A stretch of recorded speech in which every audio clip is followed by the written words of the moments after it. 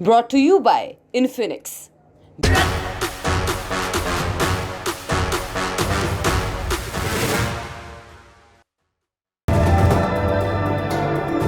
Brought to you by Infinix. 17 मार्च 2023 को international criminal court ने 2 लोगों के खिलाफ अरेस्ट वारंट जारी किया। रूस के राष्ट्रपति व्लादिमीर पुतिन और रूस की चिल्ड्रंस राइट्स कमिश्नर मारिया अलेक्सीयेविना दोनों पर यूक्रेन में वॉर क्राइम्स के आरोप हैं।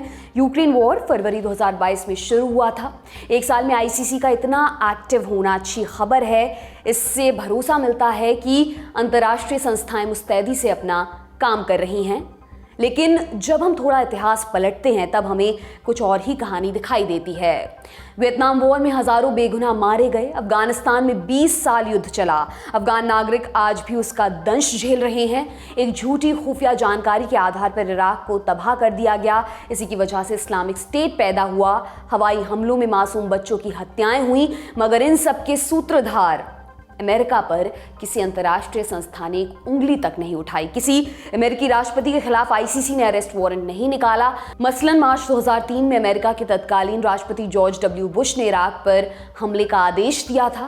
कहना यह कि सद्दाम हुसैन के पास वेपन्स ऑफ मास डिस्ट्रक्शन है, यानी भयानक बर्बादी पैदा करने वाले हथियार। इसी को आधार बनाकर अमेरिका ने सेना उतारी, सद्दाम को अरेस्ट कर फांसी पर लटकाया और फिर कहा कि WMD वाली बात भ्रामक थी, हमें इराक में ऐसा कोई हथियार नहीं मिला। तो फिर अमेरिका ने इराक वॉर शुरू क्यों किया था? इराक की बर्बादी के दोषियों को सजा क्यों नहीं हुई? 20 बरस बाद इराक के असल हालात क्या हैं और इस युद्ध का असली विजेता कौन है? नमस्कार, मेरा नाम दिव्यांशी सुमराव है। आप देखना शुरू कर चुके हैं दी लल्लन टॉप का अंतर्राष्ट्रीय प्रसंगों से जुड़ा रोजाना का कार्यक्रम दुनियादारी। Saddam Hussein and his sons must leave Iraq within 48 hours. Their refusal to do so will result in military conflict, commenced at a time of our choosing. Saddam को ना जाना था ना वो गया। उसने मुकाबला करने का ऐलान किया। 19 मार्च को बुश ने ऑपरेशन इराकी फ्रीडम का बटन दबा दिया। My fellow citizens, at this hour, American and coalition forces are in the early stages of military operations to disarm Iraq, to free its people, and to defend the world from grave danger. On my orders, coalition forces have begun striking selected targets of military importance to undermine Saddam Hussein's ability to wage war. Iraq युद्ध की शुरुआत हो चुकी थी। हफ्तों से इंतजार कर रहे अमेरिका और उसके सहयोगी देशों की सेनाएं इराक की सीमा में घुस गईं। उससे पहले ही राजधानी बगदाद पर बम गिराए जा रहे थे। पश्चिमी देशों ने इसे ऑपरेशन इराकी फ्रीडम का नाम दिया था। हमले का आधार थी कुछ खुफिया जानकारियां। वो ये कि सद्दाम हुसैन के पास खतरनाक रासायनिक, जैविक और परमाणु हथियार हैं। उसे पूरी दुनिया को खतरा है। अमेरिका के पास 35 देशों का सपोर्ट था। इराक अकेला था, उसके लिए लड़ते रहना बेहद मुश्किल था। जल्द ही सद्दाम अपना महल छोड़कर भाग गया। 9 अप्रैल को बगदाद के फरदौस चौक में लगी उसकी आदमकद मूर्ति गिरा दी गई। एक समय तक ये मूर्ति उसके एक छत्र राज का प्रतीक हुआ करती थी। 1 मई 2003 को जॉर्ज डब्ल्यू बुश ने aircraft carrier USS Abraham Lincoln पर खड़े होकर कहा, मिशन एकम्प्लिश्ड, यानी मिशन पूरा हो चुका है। उनका मतलब था कि इराक में US आर्मी का मकसद पूरा हो चुका है, अब दूसरी चीज़ों पर ध्यान दिया जाएगा। 23 मई को इराक की सेना और खुफिया एजेंसियों को भंग कर दिया गया। सेना में लाखों लोग काम करते थे, उनके पास हथियार थे। सेना भंग होने के बाद उनके पास कोई नौकरी नहीं बची। हथियारबंद बेरोजगारों की पूरी फौज इराक की सड़कों पर इकट्ठा हो चुकी थी। ये आगे चलकर बड़ा नुकसान करने वाला था। जून 2003 में सद्दाम के 2 बेटे उदय और कैस हुसैन को मार गिराया गया। हालांकि सद्दाम अभी भी पकड़ से बाहर था। वो पकड़ा गया दिसंबर 2004 में। अमेरिका को उम्मीद थी कि सद्दाम के बाद इराक शांत पड़ जाएगा। 30 दिसंबर 2006 को उसको फांसी पर चढ़ा दिया गया। लेकिन इराक में हिंसा का ग्राफ लगातार बढ़ता गया। इसकी जद में हर कोई आया। अमेरिका, उसकी सहयोगी सेनाएं, आम नागरिक, बच्चे, कोई भी नहीं छूटा। सबको बराबर दंश झेलना पड़ा। वेपन्स ऑफ मास डिस्ट्रक्शन वाली बात झूठी साबित हो चुकी थी। इराक में अलकायदा का कहर बढ़ने लगा था। नई सरकार भ्रष्ट थी। उसने मदद के लिए मिले पैसे अपनी जेब में भर लिए थे। इराक आपसी झगड़े और सिविल वॉर जैसी समस्याओं से जूझ रहा था। अमेरिकी सैनिकों पर हमले बढ़ गए थे। जॉर्ज बुश का कार्यकाल पूरा हो चुका था। वो अपनी गलती मान चुके थे। इस वजह से अमेरिका में इराक वॉर के खिलाफ माहौल बनने लगा। वहां से सैनिकों को वापस बुलाने की मांग उठने लगी। आखिरकार 21 अक्टूबर 2011 को अमेरिका के राष्ट्रपति बराक ओबामा ने एक बड़ी प्रेस कॉन्फ्रेंस की। इसमें उन्होंने ऐलान किया कि इराक में तैनात अमेरिकी सैनिक वापस लौट रहे हैं। So, today, I can report that as promised, the rest of our troops in Iraq will come home by the end of the year. After nearly 9 years, America's war in Iraq will be over. Today, I can say that our troops in Iraq will definitely be home for the holidays. इस ऐलान के बाद ही गठबंधन सेनाओं ने बोरिया बिस्तर बांध लिया। 8 दिसंबर 2011 को अंतिम अमेरिकी सैनिक इराक से निकल गया। वैसे अमेरिका फिर से इराक में वापस जाने वाला था दूसरे खतरे से निपटने के लिए। इसके तार भी ऑपरेशन इराकी फ्रीडम से जुड़े हुए थे। हालांकि इस कथित ऑपरेशन के कारण हुए नुकसान की चर्चा के बिना आगे की कहानी पता नहीं चलेगी। तो इराक वॉर में कितना नुकसान हुआ था? इराक युद्ध मार्च 2003 से दिसंबर 2011 तक चला था। कुल मौतें 1,89,000। ये लोग सीधी लड़ाई का शिकार हुए थे। इसमें उन मौतों को नहीं गिना गया जो वॉर के कारण पैदा हुई समस्याओं से मारे गए थे। युद्ध के दौरान यूएस आर्मी के 4,488 सैनिक मारे गए, 32,223 घायल हुए। इसमें उन सैनिकों को शामिल नहीं किया गया जो पोस्ट ट्रॉमेटिक स्ट्रेस डिसऑर्डर यानी कि PTSD का शिकार हुए थे। ऐसी सैनिकों की बहुत बड़ी संख्या थी जो युद्ध के कारण मानसिक बीमार पड़े थे। उनका आंकड़ा कभी जाहिर नहीं किया गया। पूरी लड़ाई में लगभग 1,34,000 आम नागरिकों की मौत हुई। 28 लाख लोगों को अपना घर बार छोड़कर भागना पड़ा। ये दूसरे विश्व युद्ध के बाद हुआ सबसे बड़ा विस्थापन था। युद्ध को कवर करने गए 150 पत्रकार हताहत हुए। इस युद्ध के कारण अमेरिका के खजाने पर लगभग 14 लाख करोड़ रुपए का बोझ पड़ा। सबसे दिलचस्प आंकड़ा वो था जिसके लिए अमेरिका ने इराक पर हमला किया था, वेपन्स ऑफ मास डिस्ट्रक्शन। वो कितने मिले? 0। गठबंधन सेनाओं को सद्दाम के पास एक भी ऐसे हथियार नहीं मिले जिसके लिए पूरा बखेड़ा खड़ा किया गया था। जनवरी 2004 में पूर्व वेपन्स इंस्पेक्टर डेविड ने अमेरिकी संसद में कहा, वेपन्स ऑफ मास डिस्ट्रक्शन को लेकर हम पूरी तरह गलत थे। हमें जो इंटेलिजेंस मिला था वो झूठा साबित हुआ है। ये दुखद है। 2004 में अमेरिका के विदेश मंत्री कॉलिन पावेल ने माना कि जैविक हथियारों वाली लैब्स का दावा गलत था। पावेल ने 2003 में यूएन में कहा था कि इराक के पास ऐसी लैब्स हैं जिनमें जैविक हथियार बनाए जा रहे हैं। मार्च 2005 में प्रेसिडेंशियल कमीशन ने अपनी रिपोर्ट में साफ लिखा कि इराक युद्ध से पहले जो कुछ खुफिया जानकारी दी गई थी उसमें रत्ती भर सच्चाई नहीं थी। जुलाई 2016 में ब्रिटेन के पूर्व प्रधानमंत्री टोनी ब्लेयर ने इराक वॉर में हुई तबाही के लिए माफी मांगी। ब्लेयर के कार्यकाल में ही इराक वॉर शुरू हुआ था। उनके आदेश पर ब्रिटिश आर्मी भी इराक में लड़ने गई थी। मई 2022 में जॉर्ज बुश की जबान उस समय फिसल गई जब उन्होंने यूक्रेन की जगह इराक का नाम ले लिया। असल में वो यूक्रेन वॉर के लिए पुतिन की आलोचना करने आए थे, लेकिन उनके मुंह से इराक निकल गया। जनता ने कहा आखिरकार बुश ने अपनी गलती मान ली। आप वीडियो देख लीजिए। To launch a wholly unjustified and brutal invasion of Iraq. I mean, of Ukraine. Iraq. Anyway. बकौल बुश यूक्रेन पर रूस का हमला मानवाधिकार उल्लंघन करने और अंतर्राष्ट्रीय कानूनों की धज्जियां उड़ाने जैसा है, लेकिन इराक पर हमले को क्या कहेंगे? क्या उस गैर जरूरी युद्ध के लिए किसी को वॉर क्रिमिनल कहा जाएगा? क्या उसके लिए बुश और उनके सहयोगियों के खिलाफ वारंट निकलेगा? इसकी संभावना बहुत कम है, क्योंकि वैश्विक राजनीति में जो ताकतवर होता है वही सही और गलत तय करता है, और अमेरिका अपने ऊपर उंगली उठाने में हमेशा पीछे रह जाता है। इतना जान लीजिए, अरब वर्ल्ड में सबसे एडवांस्ड कंट्री था टेक्नोलॉजिकली। इराक का literacy rate was 99%, female literacy was 95%। कोई भी अरब कंट्री इवन आज भी इराक के मुकाबले का नहीं है। 1978 by the time 1978 Iraq was मतलब एकदम बहुत अनकरीब था न्यूक्लियर पावर बनने के। एक ओसिराक में इराकी न्यूक्लियर रिएक्टर था जिसको इजराइल और सऊदी अरब, ये तो सुन के थोड़ा हम लोग को अजीब सा लगेगा कि सऊदी अरब कैसे इजराइल साथ मिल गया। इजराइल और सऊदी अरब दोनों मिले हुए थे उसको डिस्ट्रॉय करने के लिए। अगर वो ओसिराक न्यूक्लियर रिएक्टर नहीं डिस्ट्रॉय हुआ होता, इराक अगले 4-5 साल में न्यूक्लियर पावर बन सकता था। तो टेक्नोलॉजिकली, इकोनॉमिकली ये तो ऐसा कंट्री नहीं है कि सिर्फ ऑयल पर डिपेंडेंट है, लाइक सऊदी अरेबिया या कुवैत या यूएई। इराक में एग्रीकल्चर ही बहुत एडवांस्ड है, पानी का कोई कमी नहीं, यूफ्रेट्स, टिग्रिस, उनका फर्टाइल लैंड बहुत सारा है। फर्टाइल क्रेसेंट बोला जाता है, it is Iraq fertile crescent का पार्ट है। अब आपके मन में कुछ सवाल उठ रहे होंगे, मसलन अगर अमेरिका को वेपन्स ऑफ मास डिस्ट्रक्शन का झूठ पता था, फिर उसने हमला किया क्यों? इसकी 3 अलग अलग वजहें गिनाई जाती हैं। नंबर 1, सद्दाम हुसैन और वेपन्स ऑफ मास डिस्ट्रक्शन। जनवरी 2002 में जॉर्ज बुश ने state of the union address दिया। इसमें उन्होंने 3 देशों को मानवता का दुश्मन बताया, ईरान, इराक और नॉर्थ कोरिया। बुश बोले तीनों देश एक्सेस ऑफ ईविल यानी बुराई की धुरी हैं। इसी वजह से इस भाषण को एक्सेस ऑफ ईविल एड्रेस भी कहा जाता है। बुश का कहना था इन तीनों देशों के पास खतरनाक हथियार हैं और वे आतंकियों को सपोर्ट दे रहे हैं। यहीं से WMD की चर्चा शुरू हुई और बुश ने इसे बार बार दोहराया। फिर उनके करीबी नेताओं ने इसका प्रचार किया। इराक उनके लिए आसान टारगेट था क्योंकि वहाँ 1970 के दशक से सद्दाम का शासन चल रहा था, उसका दमन का रिकॉर्ड था। सद्दाम को दुश्मन नंबर 1 घोषित करके अमेरिकी जनता को लामबंद किया जा सकता था। ये तुक्का फिट बैठा। अमेरिकी मीडिया ने भी इसका खूब प्रचार किया। बिना सबूत के उन्होंने वेपन्स ऑफ मास डिस्ट्रक्शन और सद्दाम को लेकर प्रोपेगेंडा फैलाया। नतीजा ये हुआ कि इराक युद्ध से पहले 72% जनता हमले के समर्थन में खड़ी हो चुकी थी। न्यूयॉर्क टाइम्स और दूसरे मीडिया संस्थानों ने बाद में माना कि उनसे तथ्यों को परखने में गलती हुई। देखिए, उसमें कई वजूहात थे। एक तो it was immediate reaction to 9/11।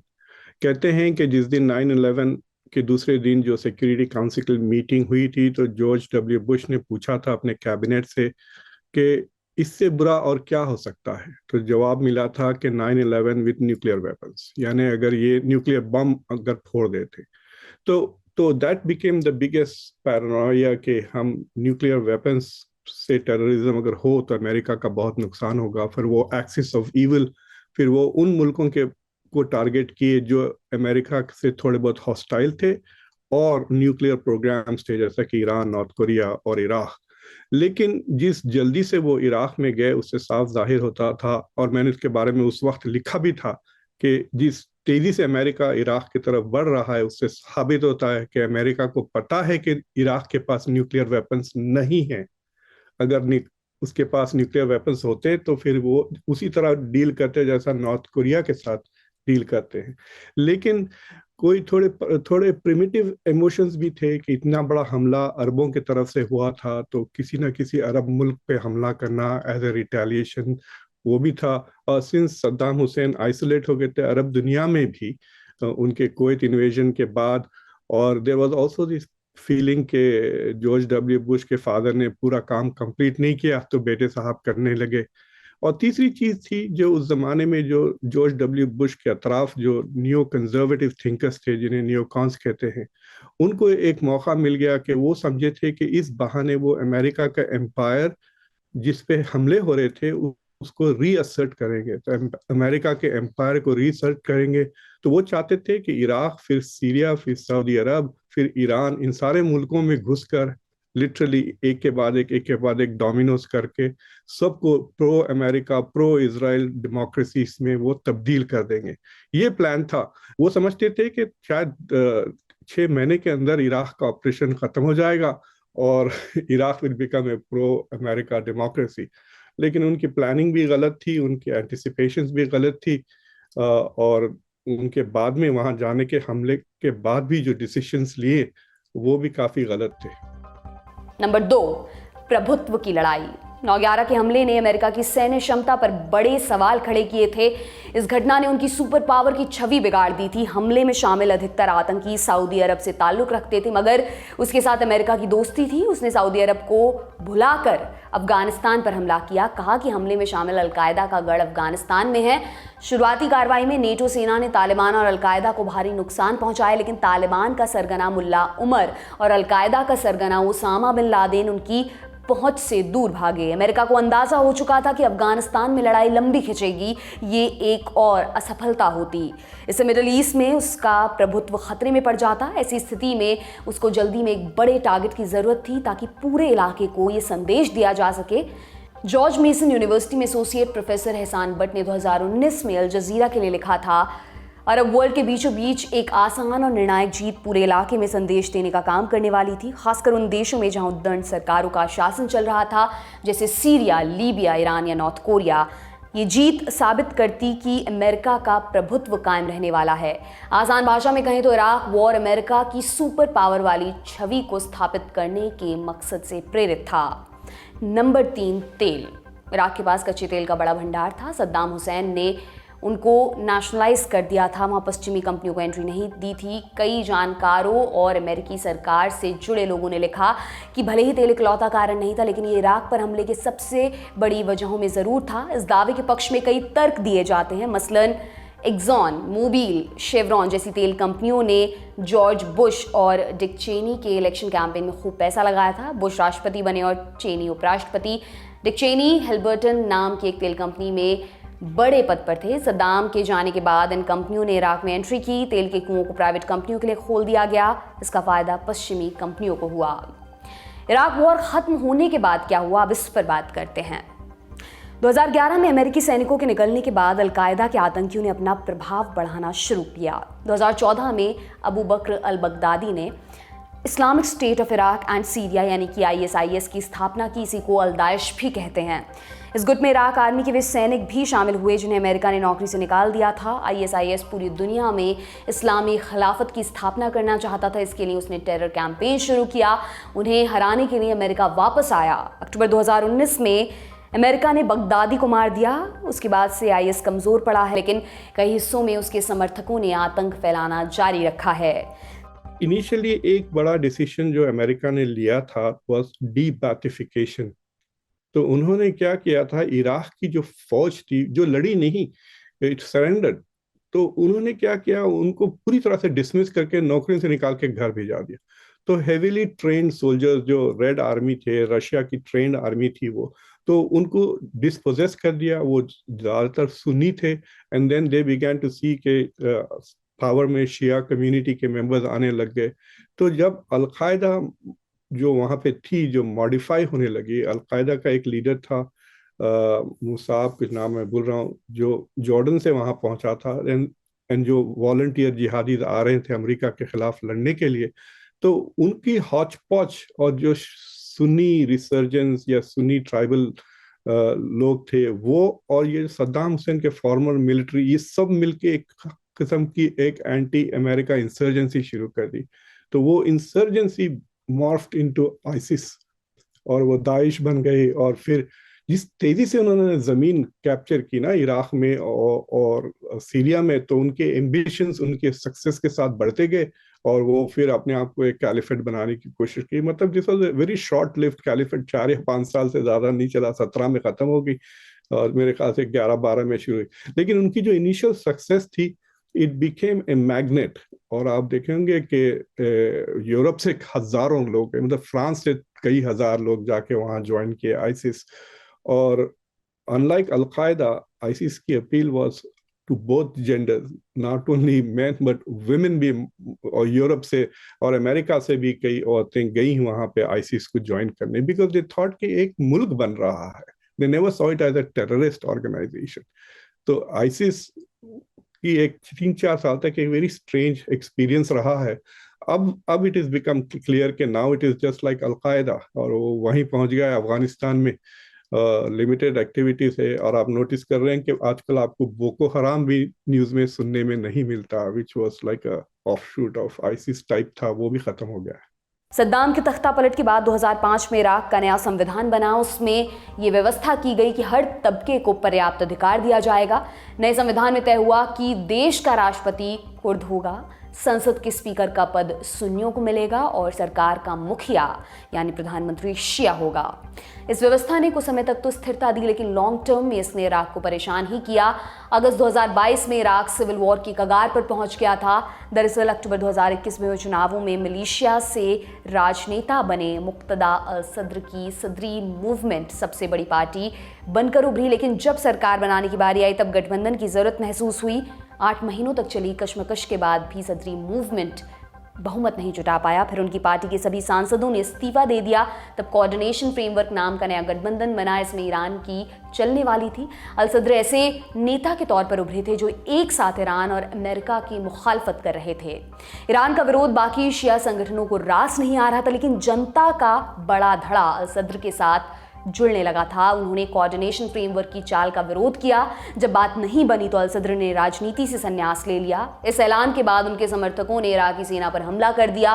वे संसद में घुस गए। अल सद्र को आगे आकर हिंसा रोकने की अपील करनी पड़ी। उनके समर्थक रुक तो गए, लेकिन हिंसा की चिंगारी अभी भी पनप रही है। इसका सीधा असर आम लोगों की जिंदगी पर पड़ता है।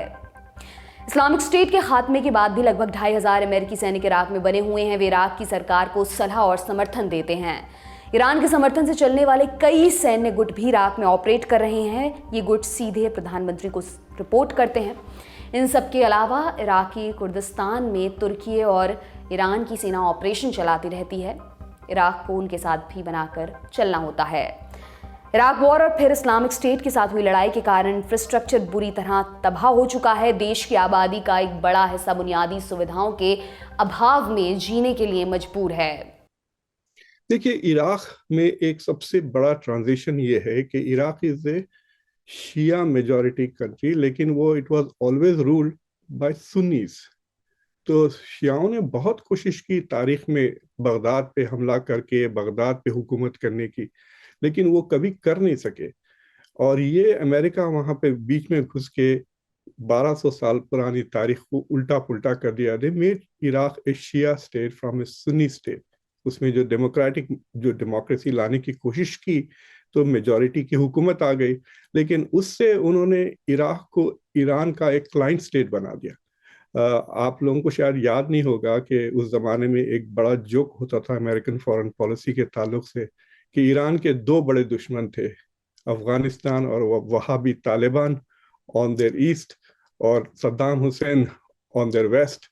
और अमेरिका ने ईरान के दोनों दुश्मनों को निकाल दिया, जिससे ईरान की इन्फ्लुएंस ईरान के इन्फ्लुएंस के अंदर जैसा इराक आ गया when it became control by Shias, तो अमेरिका के जो एफर्ट्स थे वो पूरे न्यूट्रलाइज हो गए और इराक एक इंडिपेंडेंट डेमोक्रेसी के बजाय it has become a client state to Iran. जी, इसका नुकसान तो अमेरिका को बहुत ज्यादा हुआ है। मतलब इराक के बाद इराक की मिडिल क्लास तबाह हो गई। It was a very rich and influential country. आपको पता है कि literally hundreds of thousands of middle class लोग बिकेम रेफ्यूजीज जॉर्डन में और सीरिया में। फिर जॉर्डन और सीरिया की वो इकोनॉमीज को डिस्टॉर्ट कर दिए। जॉर्डन में आपको हेल्थ केयर नहीं मिलता था क्योंकि वेल ऑफ इराकीज वहाँ आ गए, अपार्टमेंट्स रेंट कर दिए, प्रॉपर्टी रेट्स। तो रीजन में सबको असर तो काफ़ी हुआ है, लेकिन सबसे ज़्यादा कहिए नुकसान अमेरिका का भी हुआ। तकरीबन $1 ट्रिलियन उन्होंने वहाँ पे ज़ाया किया। अमेरिका का इमेज तबाह हो गया। America is now force to reduce its presence in the Middle ईस्ट, क्योंकि अब ये नहीं डील कर सकता ये सारी चीज़ों से। इसलिए आप देख रहे हैं कि ओबामा ने एक बड़ा स्लोगन निकाला था लिबिया के मसले पर, we will lead from behind. और उसका नताइज आप देख रहे हैं कि चाइना का इन्फ्लुएंस बढ़ते जा रहा है। उन्होंने जो ईरान और सऊदी अरेबिया के बीच में जो माहदा किया है, दैट शोज के America has created a vacuum in the Middle east, थोड़ा पावर वैक्यूम, जिसमें चाइना के लिए सांस लेने के लिए जगह मिल गई है। So in a way it was like that. But इसमें ना जो अरब दुनिया को जो नुकसान हुआ, उनके मोराल को, उसका नतीजा थोड़ा बहुत अरब स्प्रिंग में नजर आया। लेकिन अरब स्प्रिंग का जो फेलियर हो गया और जिसके वजह से अरब दुनिया में डेमोक्रेसी नहीं आई, ये सारा का सारा इज लाइक यूं कह सकते कि डोमिनो इफेक्ट है उस जंग का। वो बिल्कुल गैर जरूरी था। यहाँ पे एक बड़े फेमस कॉमेडियन है जॉन स्टुअर्ट, जिनका नाम आपने सुना होगा। उन्होंने बेस्ट एनालिसिस की थी इराक की। उन्होंने कहा कि हम अगला हमला हम कनाडा पे करेंगे, क्योंकि Canada is exactly like Iraq. ना उसके पास न्यूक्लियर वेपन्स है, ना उसका 9/11 से कोई ताल्लुक है। अब सवाल ये आता है कि इराक वॉर का फायदा आखिर मिला किसको? तेल कंपनियों को, अमेरिका को, अमेरिकी नेताओं को, या फिर किसी और को? 19 मार्च को न्यूयॉर्क टाइम्स में विवियन यी और अलीसा जे रुबिन ने एक रिपोर्ट लिखी है। इसका टाइटल है US led Iraq war, Iran was the big winner. यानी अमेरिका के नेतृत्व में हुए इराक वॉर का सबसे बड़ा विजेता ईरान है। वे लिखते हैं कि 20 साल में ईरान ने इराक के अंदर अपने भरोसे के सैन्य गुट बना लिए। इराक की राजनीति में उनका प्रभाव बढ़ा और उन्हें इसका आर्थिक फायदा भी मिला। इसने ईरान को मिडल ईस्ट की पॉलिटिक्स में प्रासंगिक बना दिया। इस दावे में कितना दम है? देखिए, ईरान को यहाँ पर एक स्कॉलर होते थे मार्टिन इंडिक, मैं जब ब्रूकिंग्स इंस्टीट्यूट में था उनके साथ काम भी किया है। तो उनकी थियरी थी कि अमेरिका नीडेड टू डू, पहले अमेरिका क्या कर रहा था कि ईरान को बैलेंस करने के लिए इराक को मजबूत किया था। तो Iran was balanced bye Iraq. लेकिन उसके बाद ये डुअल कंटेनमेंट की स्ट्रैटेजी आई जिसमें वो दोनों को कंटेन करते थे। लेकिन जब Iraq went out of the picture तो ईरान एक तरह से फ्री हो गया, और ईरान की जो स्ट्रैटेजी है पॉलिटिक्स में इन्फ्लुएंस करने की, Iran has been more successful than the US. और एक सबसे बड़ा एग्जांपल है हाफिज अल असद की गवर्नमेंट इन सीरिया। सारी दुनिया उसको बदलने की कोशिश की, ईरान और हिजबुल्लाह ने उसको बचा लिया थोड़ी बहुत रशिया की मदद से। तो Iran was able to create a lot of proxies in the region, खासतौर से शिया प्रॉक्सीज जो कई ज़्यादा इराक में है, उसके बाद सीरिया में है, लेबनान वगैरह। तो ये प्रॉक्सीज का जो इन्होंने मेथडोलॉजी किया, तो ईरान अपनी मिलिट्री कैपेबिलिटीज़ को एकदम बढ़ाए बगैर पॉलिटिकल इन्फ्लुएंस बढ़ा दिया मिडल ईस्ट में। और एक ये जो कहते हैं ना जो शिया आर्क जो बन गई है अब मिडल ईस्ट में, अगर आप लेबनान से ले लें तो Lebanon, Syria, Iraq, Iran, Yemen, इस तरह से एक शिया आर्क बन रही। और इट इज़ वेरी इंपॉर्टेंट क्योंकि ये आर्क के बीच में सऊदी अरब है, it is all around Saudi Arabia. तो उससे ईरान का इन्फ्लुएंस और पोटेंशियल थ्रेट जिससे सऊदी अरब डरने लग गया था वो बढ़ गया। तो 2023 का इराक एक अमीर इजिप्ट की तरह होता, उससे ज़्यादा कोई फ़र्क नहीं आता अगर सद्दाम हुसैन जिंदा होते, और नेचुरल डेथ भी अगर उनकी हो जाती तो probably another dictator would have taken. अभी होप है, अभी उम्मीद है कि इराक में डेमोक्रेसी फुल फल सकती है जो नहीं थी पहले। लेकिन उससे अलावा मैं क्या कह सकता हूँ कि 10 साल में ये चंद चीज़ें पता चल गई हैं। एक कि अब मिलिट्री के बलबूते पे ना तो आप डेमोक्रेसी फैला सकते हैं, और मजे की बात यह है कि military power does not lead to political outcomes जो आप चाहते हैं। देखिए अमेरिका ने 2 जंगें लड़ी हैं इस सेंचुरी में, इराक में और अफगानिस्तान में। और अफगानिस्तान की जो जंग थी, it was the most powerful and richest country in the world against the weakest and the poorest country in the world. और अमेरिका फेल टू रियलाइज, 20 साल में वो अपनी मकासद रियलाइज नहीं कर सका। ना इराक डेमोक्रेसी है, ना Afghanistan democracy. In fact Afghanistan is probably worse than what it was at that time. तो इससे साफ जाहिर होता कि आप कितने बड़े भी सुपर पावर हो, कितनी भी आपके पास मिलिट्री ताकत हो, आप अपने वैल्यूज और अपना कल्चर किसी दूसरे सोसाइटी पर, दूसरे मुल्क पर जबरदस्ती नहीं कर सकते। I think this should be the biggest lesson कि मिलिट्री पावर की लिमिट्स एक्सपोज हो गई। आज का दुनियादारी यहीं पर समाप्त होता है। देश दुनिया की और भी दिलचस्प खबरों पर हमारी नजर लगातार बनी रहेगी। आप बने रहिए दी लल्लन टॉप के साथ। शुक्रिया, शुभ रात्रि। सिर्फ 59 रुपए महीने में पाइए YouTube पर LT प्रीमियम। किसी भी प्लेटफॉर्म से 3 दिन पहले देखिए हमारे प्रीमियम प्रोग्राम जैसे guest in the news room, किताब वाला आदि। इसके अलावा बहुत कुछ। सब्सक्राइब करने के लिए लल्लन टॉप के YouTube चैनल पर जाकर क्लिक करें ज्वाइन बटन।